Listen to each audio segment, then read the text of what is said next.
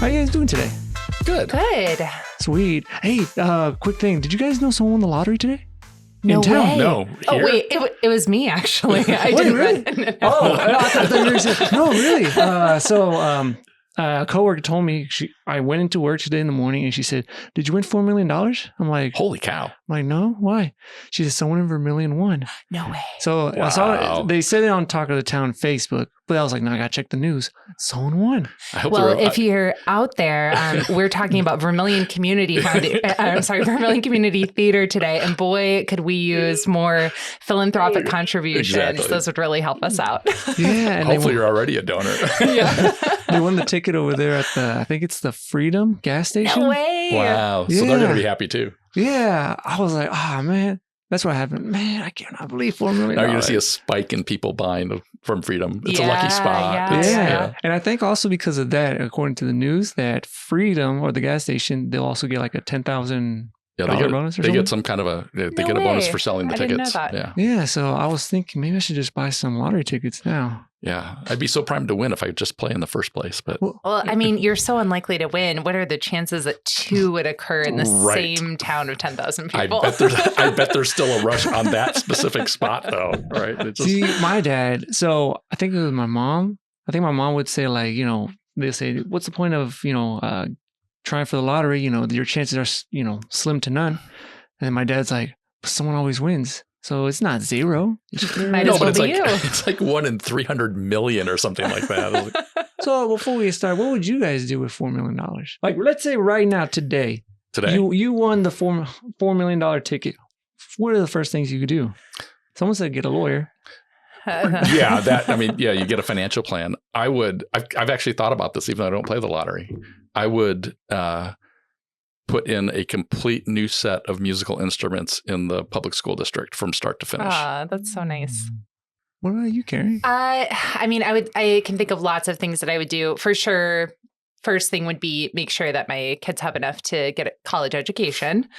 Honestly, Vermillion Community Theatre is one of the first things that comes to my mind. No, I would do selfish things too. I'd buy fun things and go on extravagant trips and stuff. But well, I was gonna say, after you guys said that stuff, I was gonna say buy a bunch of video games, but I should probably say I would donate it and everything. One thing I can say for sure, and Kurt, I think you would probably agree. I know I wouldn't leave Vermillion. No, we were just talking about before you got that. Mm-hmm. Yeah. That we've had that conversation as we're about to retire. Like, why would we leave? Yeah. Why would we leave? Yeah. So before we start, because I was talking to Kurt right before you got here, but let's go just around the table. What do you guys do? What's y'all's daytime job? I have a couple. Yes, you do. So my full-time job. So I actually am born and raised in Vermillion, but like a lot of Vermillion kids moved away for a very long time. I went and got my education. I started my career, started my family. And then as it does for many people, I guess Vermillion came calling, and we were my husband and I were talking about, we'd really love to get back to Vermillion sometime, be closer to family, raise our kids in Vermillion. And nothing like a global pandemic to kind of put things into perspective. And we thought, what are we waiting for? Why we should be doing this now. And so 2021, we came back to Vermillion, and I was very lucky because probably because of the global pandemic, in fact, I was able to take my job with me.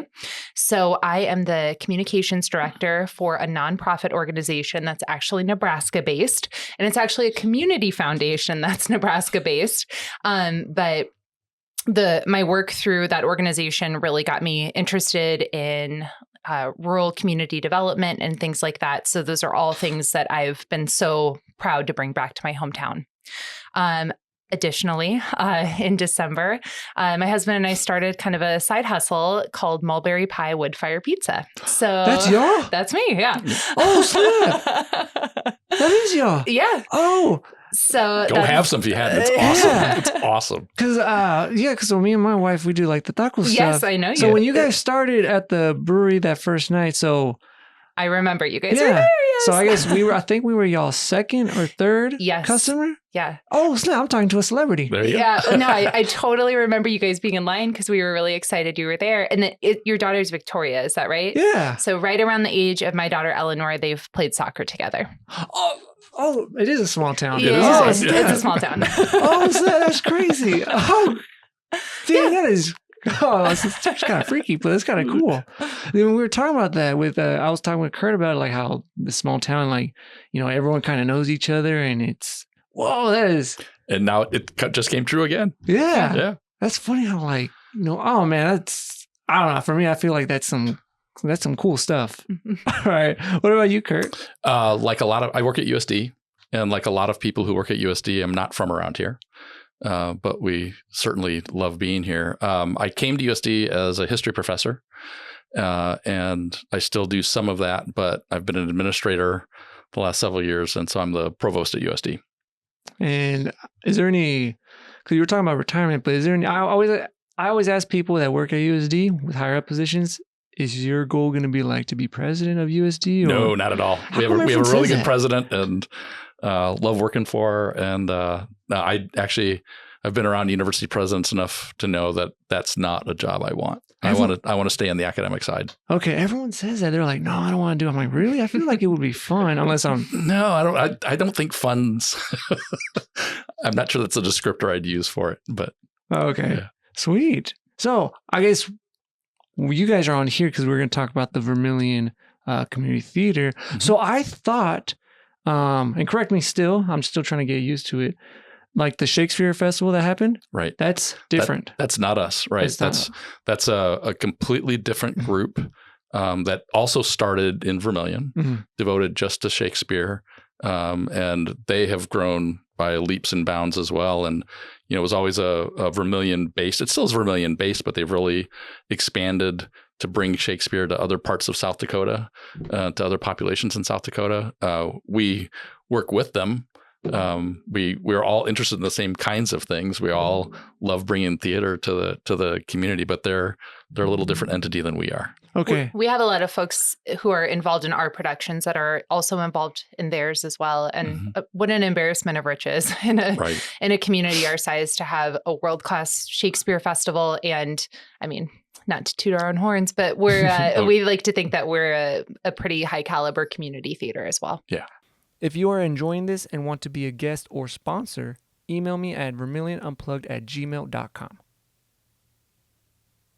How'd you guys get involved with that stuff? In theater? Yeah.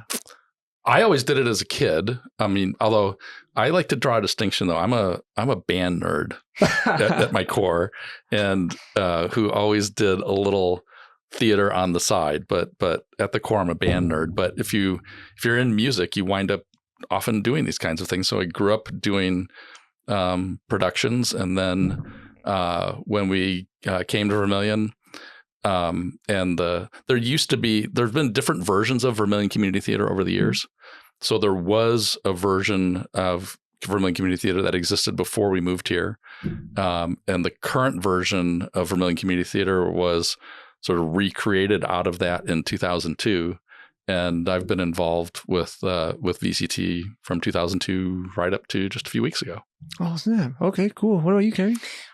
So I guess VCT is very much ingrained in my returning to Vermillion story. Like Kurt, I did a lot of theater growing up. When I went to Vermillion High School, I did every production you could be in, I was involved in. I did show choir, I did jazz choir, I did one-act plays, and everything you could do that took place in that theater, I was involved with. And then I, went to college, started my career in all of that, and totally put it to the side. It was sadly music and theater were non-existent from my life for many, many years while I was getting my education, starting my career, having babies, and all of that. I was really busy.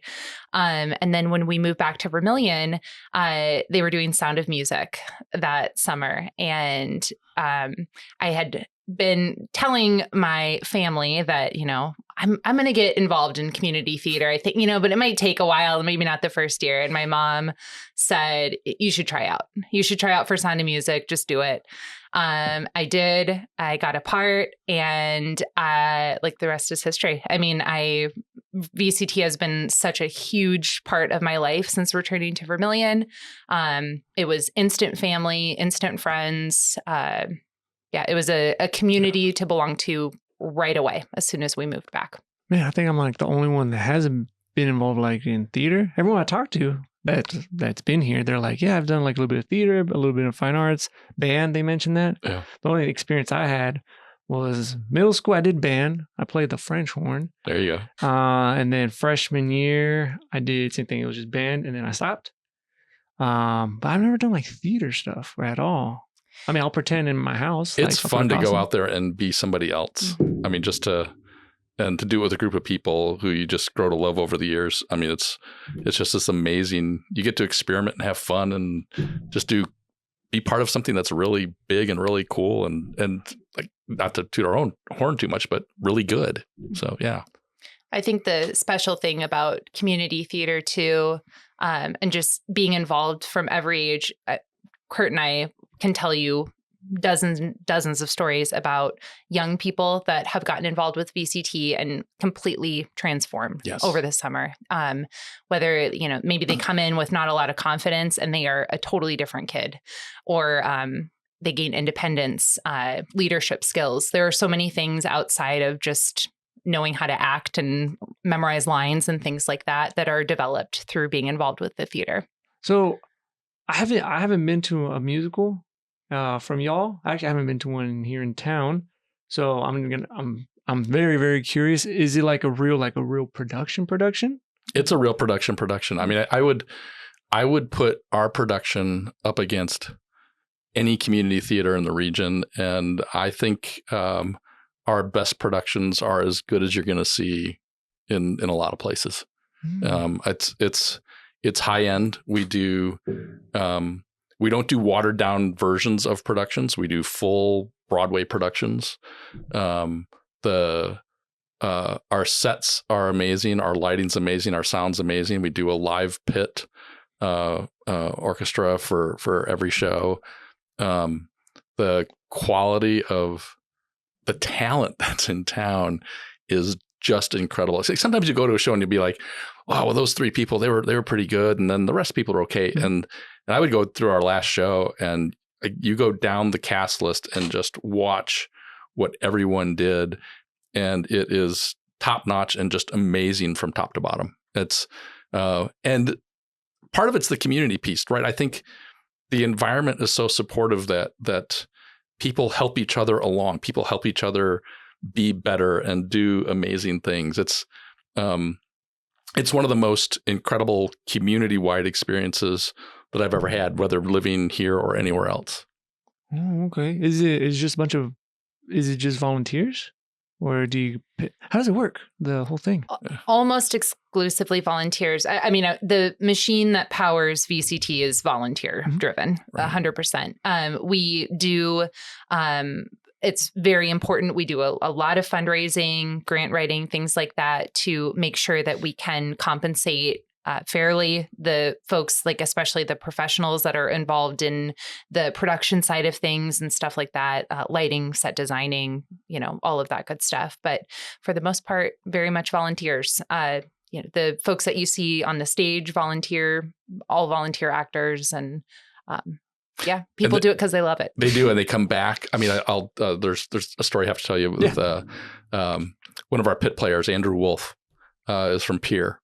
And hasn't lived in Vermillion for years, but he's this amazing reed player, plays Lord knows how many reed instruments.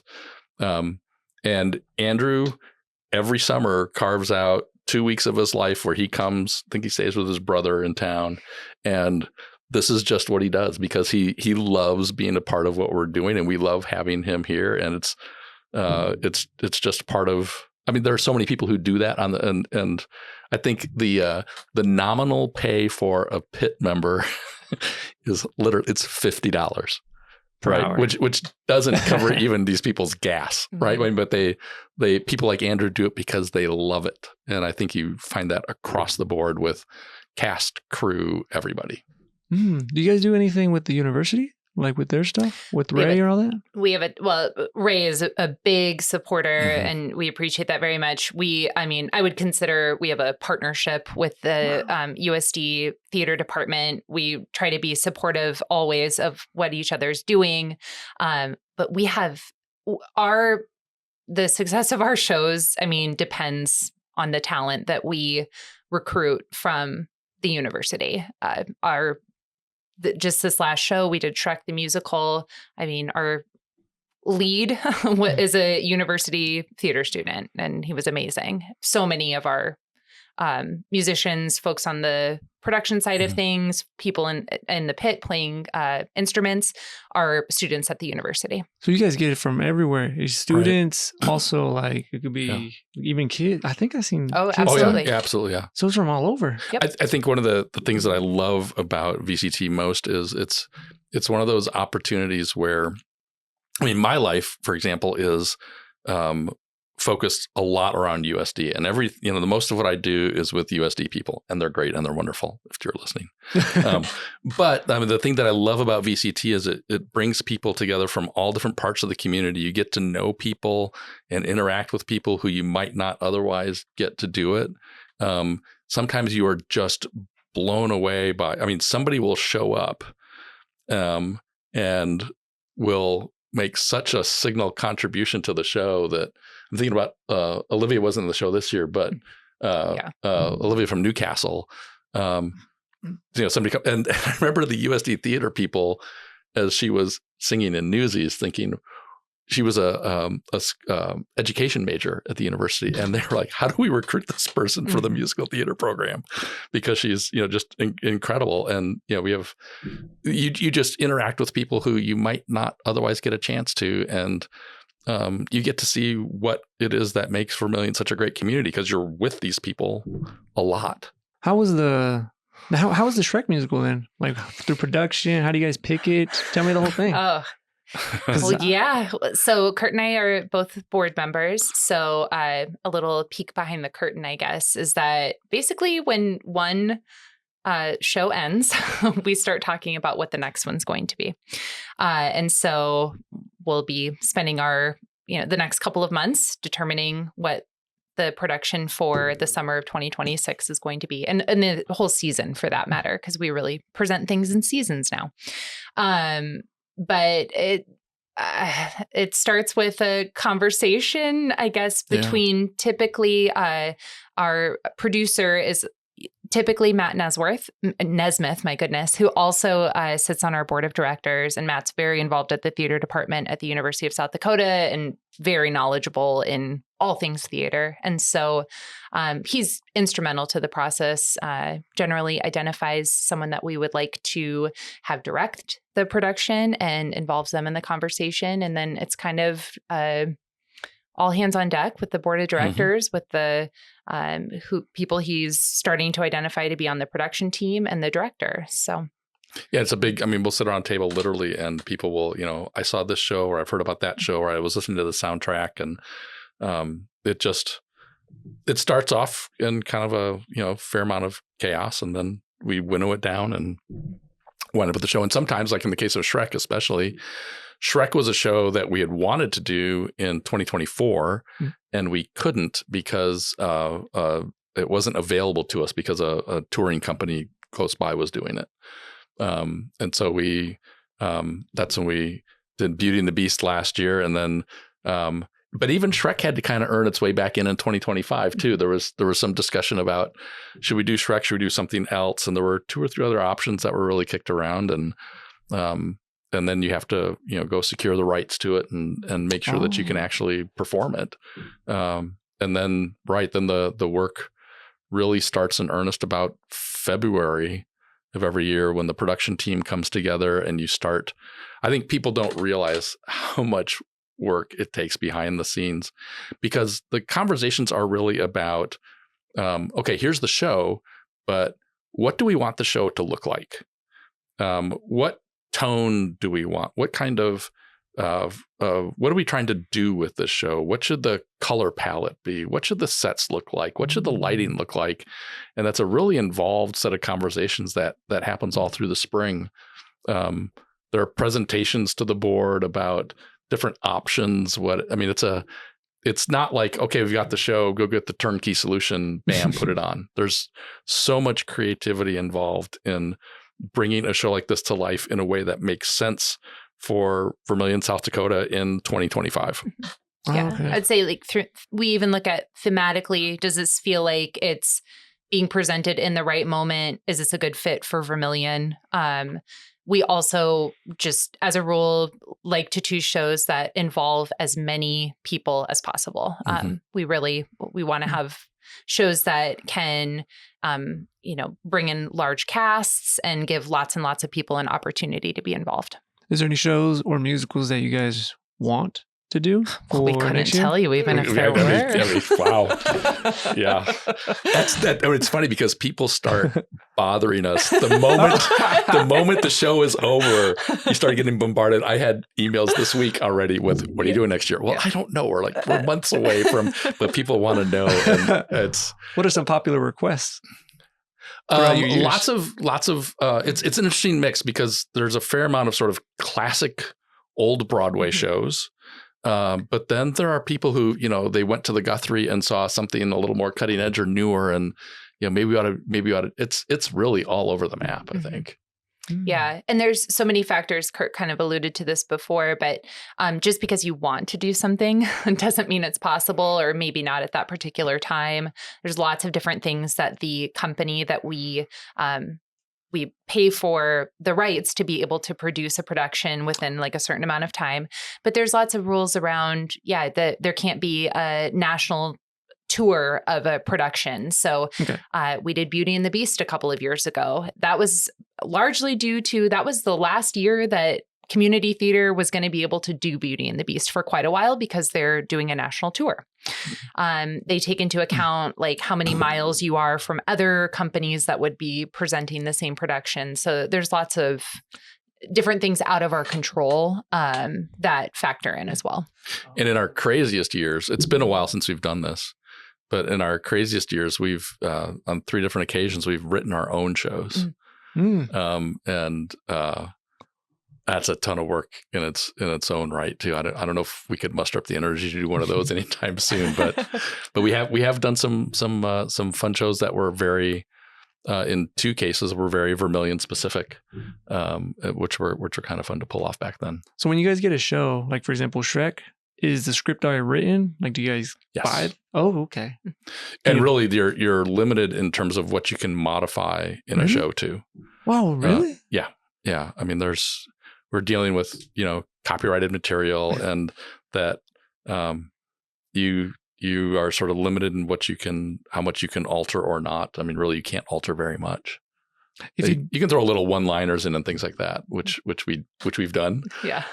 But you get the show and you're doing the show. Okay. If you did modify it, would it be your own show and that would be fine, or still hits that copyright thing? It would hit you would have to basically do a whole new show, different idea, different.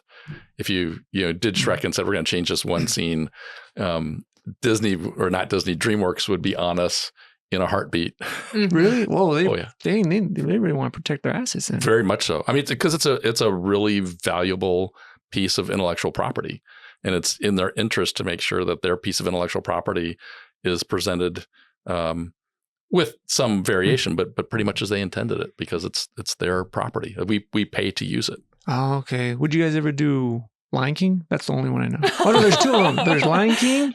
Well, besides like, what's the one? The Nutcracker. That's the one I know. There's another one, The Prince of Egypt. I know it because of the movie, but I heard there was also like a theater production. I will say that another thing that really comes into play is that we also choose titles that demographically the community of Vermillion can support. So there are certain shows that we would not pursue simply because we don't have like the racial makeup to do that in the right way. Yeah. Oh, okay. So when you were talking about the copyright, so Have you heard about, it was like a few years ago. Did you hear anything about like a Winnie the Pooh being in the public domain? Yes. Uh-huh. Did you hear about like a horror movie? Yes. Are you familiar with that, Gary? I am, because my daughter likes horror movies, and there's a Winnie the Pooh slasher movie out there, which seems just wrong. But no, they're because copyright usually runs 75 years. And sometimes copyright holders can get an extension, but so a lot of stuff from the 1920s and 30s is starting to come out now. But like Disney is aggressively protecting the Mickey Mouse trademarks, for example, to prevent them from being in the public domain. Okay, so with for example, like The Sound of Music, do you still have to like? Is that one still copyrighted? Oh yeah, Still, even though. I guess I don't know how the copyright thing works. It's a company called MTI that pretty much everyone has to work with. If you are, they're the ones that really protect all of these artists and artistic works. And so that's really who we work with. It costs thousands of dollars to get the rights to be able to put on one of these productions. So when we're in our fundraising mode and things like that, and talking about just how much it costs to put on one of these ambitious productions, I think people are pretty surprised just how expensive it really is. Right. Those costs have escalated really pretty dramatically in the last 5 or 6 years even. I mean, it used to be you could get the rights for a couple $1,000s. Now it's several $1,000s. And that's before you do anything. That's before you build the first set or make the first costume or anything. You are several $1,000s invested in just being able to put on the show in the first place. Okay. But fundraising and grants and all that, those help out a lot? Yes. And ticket sales. All of those are really, really important to the health of this organization, for sure. So right now, since the Shrek is over, you guys are kind of like relaxing a little bit until... No. Not yet? Oh. We have a show to do in December. Yeah. We do. Yeah. That's right. Well, and Kurt had mentioned sometimes we write shows. This last year, we commissioned a show, which is really, really exciting. So Katie Miller, who's pastor at the UCC Church, and you may or may not know that she is also an incredibly talented actress and has done it professionally. She and her sister actually worked together to VCT commissioned a new rendition, a new take on A Christmas Carol, like the Charles Dickens classic. All brand new music. It's just lovely. We've presented it as a progressive dinner where we involved multiple locations downtown, and it was awesome. We are going to be doing it again this December, which even if you went last year, you should still plan to come this year because it will be completely different. We're going to, while I know people love, seeing a Christmas Carol or the Nutcracker or all of these amazing classic productions as part of their holiday traditions, we also know that it's important to keep it fresh and keep it different each year. So was that the one that was like something at Cece's last year? Yeah, Cece's was one of our locations. We were at the W Social House, we were at the brewery, and we were at the AV Lounge last year. Oh, okay. Yeah, keep doing that because now I was very curious last year on that. I was like, what is that? Yeah, make sure you get a ticket quick because they go really fast. we had this whole advertising strategy last year, which was I think was going to be very effective, except the tickets sold out in like days. I was not upset about that. No, that was right. fine that we didn't have to put the advertising strategy into place. Well, that's good. I mean, no, it's great. Yeah. Well, because we have people in town who love theater and support theater. I need to go to one of these you do. theater You stuff. absolutely do. Maybe not just go to one. Maybe you should be in one. Should I? Yeah. Get the whole family involved. Honestly, it works best for a lot of people if your whole family is involved because it is, while it's the most fulfilling thing I do outside of my work life, it is also one of the most time consuming. And so in VCT, we're one big family, but we also have lots of families within the family because that's how, it tends to work better if you have multiple people, parents and kids involved because rehearsals go late, they go long, and there's lots of them. I think, for example, like my wife is very like organized to the detail. I bet she can memorize this stuff. Me, I'm more like go with the flow, and I suck at memorizing. Especially that's why I'm horrible in like these interviews. So I don't know. Well, but you don't have to be on stage, right? You can build sets. You can work the stage crew. You can be part of the technical team. We have people who, it's all volunteers who do lights and sound and everything. So if being on stage isn't your thing, that's okay. We have other things for you to do. Oh, okay. So it's not just acting. No, it's everything. It's everything. It's everything, and it's all volunteers. I think. I mean, it takes hundreds of people to do one of these shows. Hundreds of people. Okay. I'll think about it. Okay. I guess if you express even a little interest, we're going to come for you. That's probably all. The only volunteer thing I'm doing right now, because I've been doing it for like a year and a half. No, like a year. At the church I'm at, they asked me if I could do like sound stuff. I don't know how to do nothing with sound, but they showed me, and yeah, like some Sundays I'll be there just in the sound. So we provide on-job training as well. Awesome. I mean, from a sound engineer at South Dakota Public Broadcasting. Oh, we'll teach you how to do it. Mm-hmm. Sweet. All right, I'll be expecting that page. All right. So, besides the Vermillion Theater, what else do you guys like to do? I said I'm a band nerd, and I'm a band nerd. So I what'd you play? I play a couple of instruments. I sing. So I'm primarily a trombone player. And one of the privileges of my position is I can insert myself in situations where I don't know if they want me or not, but there I am. So I like to hang out with the USD pep bands at volleyball and basketball games and play with the students and do that. And then my pandemic musical story is a couple of us, I'm not even sure how it happened, wound up with a match set of Swiss Alp horns, and we play those for fun. So like you'll catch us at Vermillion Oktoberfest this year, and it's one of those. It's entertaining and interesting. Yeah. Do you play, or can you play also the, what do you call them? Woodwind? No, I'm not a woodwind. I'm a brass player, so I can play trombone, tuba, and then Alp horns, basically. Okay, that's one that I can do. What about you, Carrie? So I mentioned that my husband and I have a side hustle, which is fun. I really like doing it. We make wood fire pizza every weekend, sometimes twice a weekend, typically at 19 Brewing Co. So that keeps us very, very busy. But I mean, what we like to do for fun is we have two little kids. We have a almost second grader and an almost third grader. We're just coming up on the start of a new school year. So we love being Vermillion residents. And if anyone ever tells you that there's nothing to do in Vermillion, they're not trying very hard, because there's always something fun to do in Vermillion. Every single week, we are doing some fun thing out and about town. Looking forward to the county fair this week. I mean, Coyote Athletics. There is always something going on. Yeah, the Clay County Fair starts, not today, it's tomorrow. Today starts today. Thursday. Yeah. It's actually going on right now. Mm-hmm. Yeah, Thursday. We're going to go catch Jetley Park is going to be playing some live music, so we will be there for that. And then the Derby is Saturday. Mm-hmm. Are they going to have rides? I always ask the people. They do bounce houses, which is super fun. I actually, as a parent, I love the bounce houses. Those are great. Okay. Everyone's exhausted by the end of it. It's perfect that way. See, I spoke with, who was it? Was it with Amy?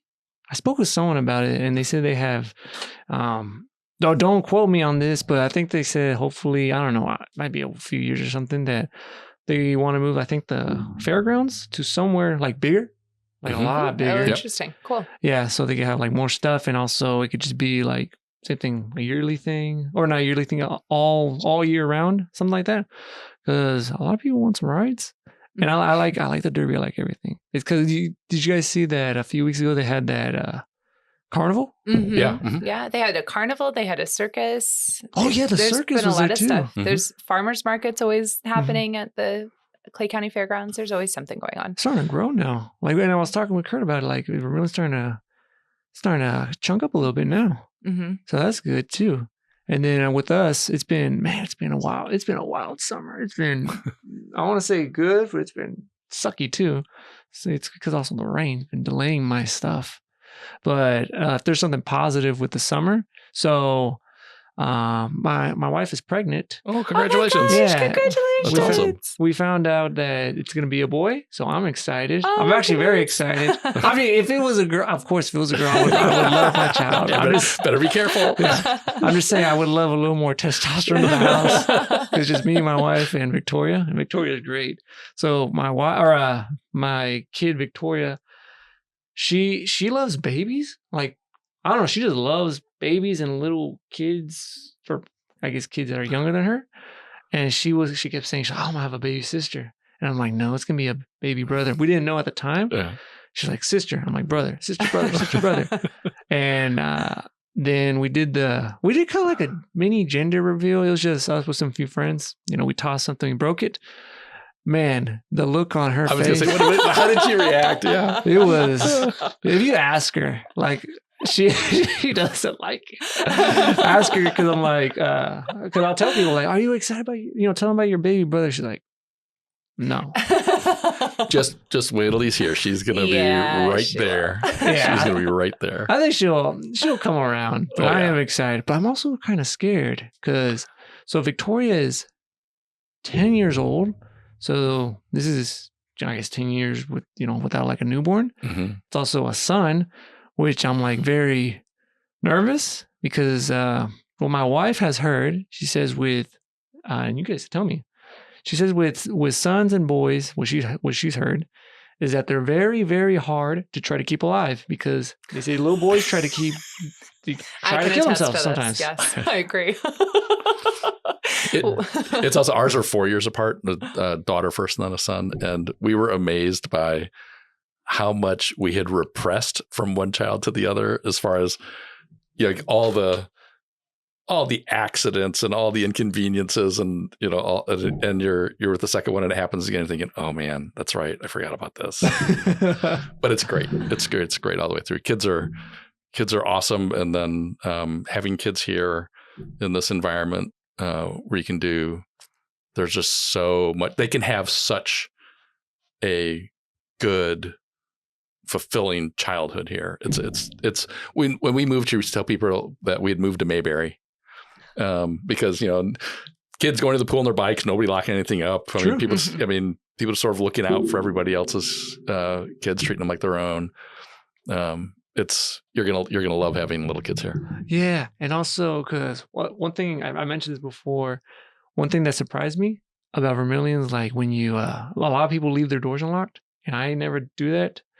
And then this weekend when I was moving some stuff to the house, I left the door unlocked because I needed to go.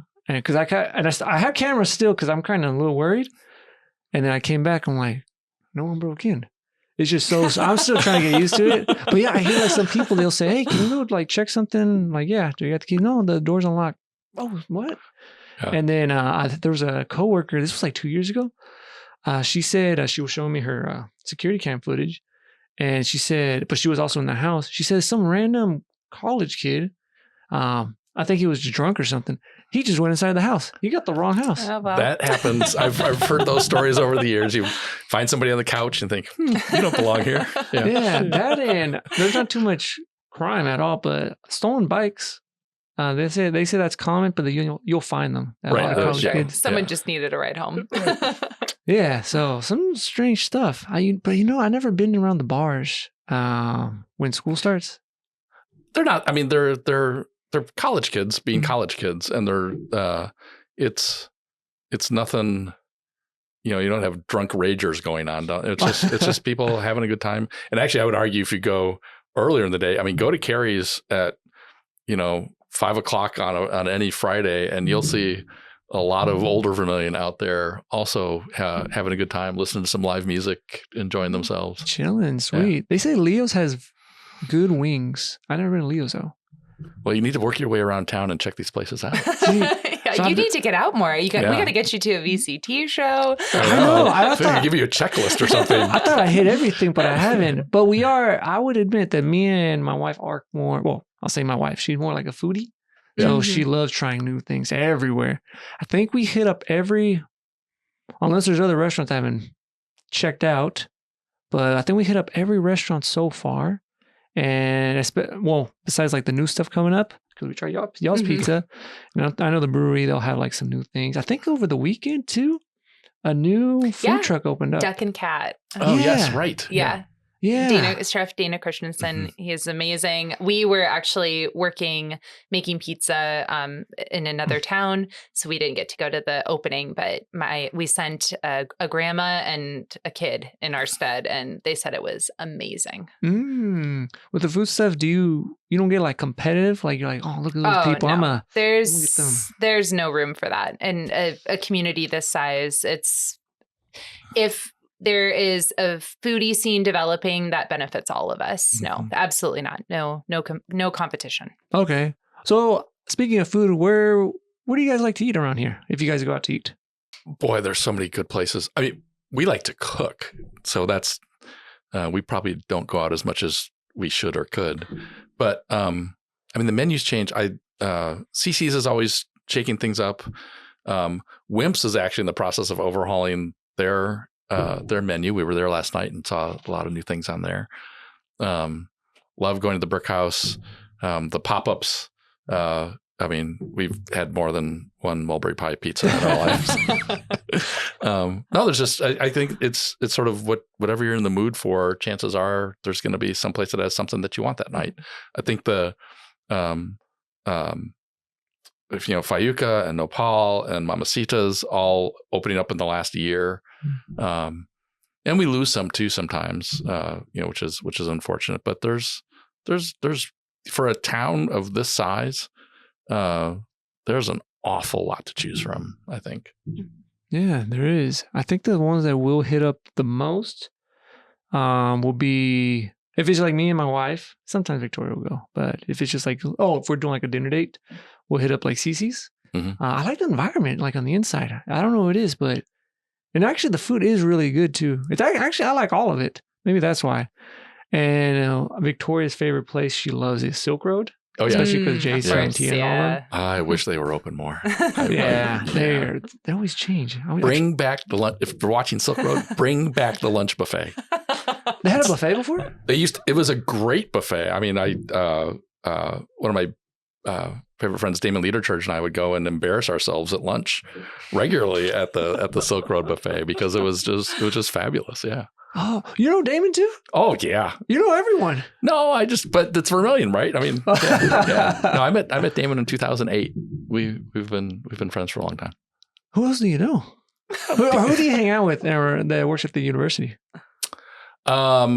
Steve and Carol Ward are some of our oldest and longest friends in town. I think there are several. I mean, if I start naming people, I'm going to leave somebody out, and that's going to get to be embarrassing.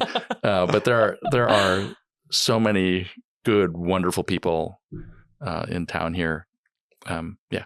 You know what surprised me? So now that there's more stuff like in town, before I was like, well, there's not much stuff to do in South Dakota. 2 weekends ago, we went to the Black Hills. Oh. So we went to that side of the state before, but only to like Mount Rushmore. That's it. So this time, me, my wife, and Victoria, we went and we're like, well, we're going to do like a camping thing. We stayed at a KOA, something like a campground. Yeah. Right next to Mount Rushmore. And we got like a little tiny cabin. And it was nice there. And then we're like, we'll hit up Mount Rushmore, but let's go to the Black Hills. I've never been to the Black Hills. And before that, on our way, we were like, well, let's hit up the Badlands. Oh, yeah. So we stopped and went through. I was like, whoa, this place is cool. Mm-hmm. And we didn't stick on the trails yet. We're like, oh, when we come back. But when we got to the Black Hills, it was a Friday. We went all around. I didn't think it was that big. I was like, whoa, this place is huge. And then trails, and then there's animals and other stuff. And this place is beautiful. It is, but even if you draw a circle 2 hours around Vermillion, there's so many amazing places. I mean, when you go across the river into Nebraska, for example, it's a completely different landscape, and it's just beautiful. I mean, some of the state parks are just Palisades State Park go wander through there. It's amazing. Union County State Park. There are so many interesting sites that are. I mean, there's a little. I'm not in this, but there's a subculture in Vermillion of kayakers who find really interesting locations within an hour or so of here. They're always finding like, oh, look, there's another little lake that looks interesting and cool and fun. There's a lot here. I like walking through the Clay County Park. Yes. You know what's very beautiful? I mentioned it too a while back. When it snows, but like when it like kind of snows really good, like around December, January. Oh man, it looks beautiful. Maybe it's because there's not that much snow down south. But I always say like when it's that time of the year and it's just like, I don't know, you'll get like a few inches of snow like at night. Because I would expect it to be like dark and black, but no, everything kind of glistens. Mm-hmm. And especially if there's like a little tiny bit of wind, it looks like it's kind of dancing. I'm like, whoa, I like it. I like the snow. I hate the cold. I hate it when it's cold, when it's like freezing. But the snow is very nice. And I think they said, because we were wondering, because a lot of campgrounds close on that side of the state. And I asked, and they said, I think over there it snows a lot more than here. Oh, it does out there, yeah. Oh, okay. Yeah. That's why. Also, we got lost. We went on our way back, we went through Pine Ridge on accident. I didn't even know it was Pine Ridge at first because I don't know, Google Maps, they messed up or something. So we were at, where's Mount Rushmore is it Hill City? We were at Hill City and we put like on the maps Badlands because we want to go through there again. So we just didn't pay attention. We put Badlands and it took me to a place called Hermosa. Mm-hmm.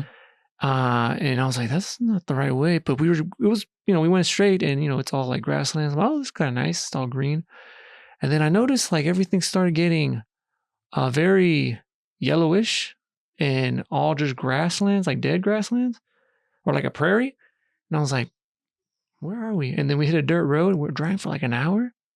And then I see something called Red Shirt something. And I was like, where are we? And I was like, is that the Badlands all the way over there? And then I was like, am I in Pine Ridge? And then I stopped because I was like, because it told me to turn somewhere else. I'm like, I'm going to get lost. I still have a little bit of a quarter left of gas. And I'm like, I don't know where I'm at. Yeah. So I stop and then we check. I'm like, where are we?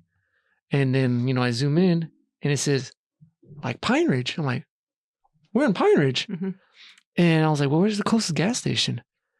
And it says like an hour and 11 minutes south. It's still in Pine Ridge. I'm like, I don't even know where that is. What if I get like lost? No, not lost. What if I break down? I'm like, man, how do I get back? And this is, I gotta go maybe up north. No, I have to go back all the way like where I was at Hill City. So I lost 2 hours. But yeah, I went through Pine Ridge on accident. So that was an adventure. Yeah, South Dakota is a beautiful place, an empty place. I mean, I love the space, right, and the ability to explore. There's so much to see, and I think a lot of people don't go to the reservations. There's some incredible terrain, amazing people. You need Damon to take you those places. Yeah, I had Damon on. This was like a while back. I probably beat him on. Yeah. Damon knows everybody on every reservation in South Dakota. I'm pretty sure that's true. That's a bold claim. I like it. It's one that he would. It's amazing. Oh yeah, that's my cousin's brother's sister. No, he told me he does know all that stuff because I think he asked me. He said, "Do you know how many federally recognized tribes there are?" And I was like, "I think like 6." And I think he said something like 200 and or 4. There's over 500. Yeah. He got the number like exact. I'm like, okay. Of course, he would. Yeah, I didn't know that because I would have thought it was just down south. It's I think it's like Apache, Comanche, Cherokee. That's all I know. And then when I came up here, I was like, oh, there's the Sioux, but there's also like I think he said Lakota, Nakota, and Dakota. Yeah. Yeah. And there's other, and he has strong preferences. Just ask him. Okay. Yeah. Ask him about the Mighty Rosebud. That'll get you. That'll be a good conversation for you. The Mighty Rose? Mighty Rosebud. Mighty Rosebud. Yeah. Okay. I just saw him today in the morning too. Yeah. Okay. Mighty Rosebud. I'll remember that. I'll remember that. So what are you guys going to do this weekend? Any plans? Making pizza. Exactly. Get ready for the start of the semester. I mean, it's coming. This is actually the first weekend I'm going to be here for a while. So I think the inevitable household list of chores, and then get ready for school to start. Oh, I'm so excited for all the students to come back and everything. It's I love summers in Vermillion. They're wonderful, and it does get a little quieter, but there's so much energy when the students come back. I can't wait. The two best times of the year were when they come back and when they leave, because they're both. I mean, because the Vermillion's two very different places with and without them, and they're both great. Yeah, and I gotta remember that. Every time when the students are back, I got to remember when not to go to Walmart because, man, it's packed. And I made the mistake one time. It was right when, I think a few days after school started. It had to be, yeah. It was a move-in day. I think school just started. Mm-hmm. And we went, I think it was like on a Friday after work. And it was the worst time to go. Oh, yeah. No. It was a big old, I've never seen lines at this Walmart. I mean, I'll see it in Sioux City, but like this one, I was like, oh man, this is a lot. So we'll try to hit up like during the week.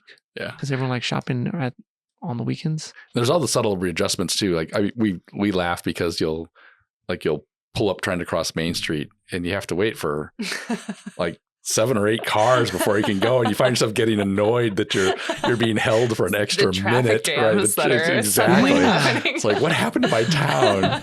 Yeah, and the traffic. Did you guys hear? Well, I don't know. Is it a rumor or not? So right north of Walmart, that they might have a gas station. I don't know. Yeah, I think they confirmed that or not. Well, yeah, because if people know, like, right across Highway 50, there's a development over there. Mm-hmm. And then there's like a big giant area. I think they're talking about, because I was watching one of the city council meetings. I think that part might be annexed in the future or something. But there might be a gas station. I don't know, a gas station. Someone said a Quick Trip. I'm like, a Quick Trip. But if they do something right there, man, like crossing that highway is bad. I don't know if they'll do like they're going to have to put something in at some point, I think. Yeah. A roundabout or a light. But, oh, man, because last weekend, what was it, 2 weekends ago, a friend of mine that lives, same thing on that development, she got hit by a car. Everything's fine with her, but I think there was like a turn. So, man, that highway's a little dangerous sometimes. It is, but, having new things go in, I think of so many towns in South Dakota that are slowly diminishing, dying, and this town doesn't. This town grows, and yes, I'll take the extra gas station. That's okay. What would you guys like? I guess, what would you guys like here in town? Like something new? I know people who say the Taco Bell. I don't want a Taco Bell. Oh, no. I don't want Taco Bell. No. I would like a Menards. I think it's impossible because there's already one over there. But I would like a Menards or a Target. One of those. I don't want another chain necessarily, but another fun restaurant or two in town would be awesome. Just some more choices and a little more variety, and it can be in a couple of places, but just those are the kinds of businesses that are, I think, really help make Vermillion. Those are those are the kind of people who get involved in the community and make the community a better place, and the kind of people you get to know. And so I'd take another fun restaurant or two. What would you like to see, Carrie? I agree with Kurt. A chain wouldn't be my first thought. And to be clear, I think Vermillion's so progressive and, embraces change and stuff. So there's always awesome stuff happening. Gosh, I don't know. Maybe like even more recreation opportunities, I guess. Like the walking trails that we have are so awesome. I'd love to see even walking and biking trails, stuff like that. I think our family would utilize a lot. I've talked to Jay Thaler, and actually he had the idea like years ago. They had some type of, for kids, like not a recreation center, like a sports, what do you call it? Not a sports arena. Like complex? Yeah, a sports complex. Yeah, something like that. All indoor. Something like that. Or someone even mentioned or if there was like a place for go-karts in a bowling alley. Something like that would be kind of cool. Well, I can't wait for the new pickleball courts to open. Right? I'm so excited. I've already decided our family's going to get into this. They haven't opened yet? No, I don't think so. I think they're still under construction. Yeah, they've made a lot of progress for sure. They're looking really good. That's the one right at Cotton Park, right? Right. Because didn't they also redo the Frisbee golf courses? Is there Frisbee golf over there? Or was it just Prentice? I don't know. Prentice Park has Frisbee golf. Prentice is what I think of for Frisbee golf. golf. That's not my thing. Okay. Right. Yeah, I think down there, someone told me. There might be down there. I don't know. Yeah, unless they, I think there's another course down there. Because, a friend of mine was it yesterday? Today's Thursday? Tuesday then. Tuesday, he does a bunch of Frisbee golf right here at Prentice Park. And I think they were talking about the pickleball courts. And he said something about that they were redoing. They redid or they're redoing the Frisbee golf. So there might be something over there. People don't know. Maybe. I don't know. I've never done Frisbee golf. I also never done regular golf. Yeah, I should go out more. Well, I guess, and just to bring it back to VCT, I would say anything. So we were thrilled when Vermillion was named just this past year as USA Today's best small arts community, period. Do I have that right? Yep, in the country. And we are certainly not the only arts organization that is contributing to that. We are one of many, but I would just say more leaning into that amazing, unique title that we're the only town in South Dakota that can boast that, and more public art, more arts experiences, bigger, better, all of it. I think that those are the unique assets that Vermillion has that just, will continue to help us thrive if we really lean into those. Okay. So we're already hitting that hour, 58 minutes. See, time flies a lot. I brought it back to VCT at the end. Yeah. That was so with the VCT, so what are some upcoming events or stuff you guys have this year? Yep. Oh, Carrie would love to talk about that. I would love to talk about that. So we are presenting the third and final show that's part of our 2025 season of events. So that season included a youth theater camp that we did in the month of June. It was amazing. My kids are always part of it. They get a very professional experience. And then at the end, they actually put together a show that they get to present to their friends, family, and community. So it's a very, very cool opportunity. We just wrapped up Shrek the Musical, which is the big thing that VCT presents every summer. It's always in July. And it was a great success. I say this every year, but my favorite production that we've presented to date. So it was amazing. The final opportunity to see VCT in action for the 2025 season is going to be our production of A Christmas Carol. I talked a little bit about it before, but this was a brand new work commissioned by VCT, featuring the amazing talent of local people right here in Vermillion, of Pastor Katie Miller. All new music. You've not seen A Christmas Carol done this way. And then we present that with as a dinner theater. So we're still in the process of kind of figuring out all the details of what that's going to look like exactly, but folks can expect to have an amazing meal, see some amazing theater, and just be in community with other theater lovers like them. And those shows will be happening December 11th through the 14th is what I meant to say. We've decided to add a show because those tickets went so fast last year. And so that'll be the final in our 2025 season. And then we'll be looking ahead to announce 2026 very early in the year. Sweet. And Christmas Carol will take place right in downtown Vermillion. So you get to go to the place you already like to go and see something fun and do something fun. Cool. Where can people find y'all guys at? vermillioncommunitytheater.org. I would also say that we have a very active Facebook page. Right. So that's a great place to just keep up with what we're doing. We post photos and all kinds of things. We'll definitely post one of this later today. All right. I'll put the link in the description and everything. Great. Excellent. Thanks. That'd be awesome. All right. I think this is where we cut it, but I do want to thank y'all guys so much. Yeah, Thank you so much for having us. Appreciate it.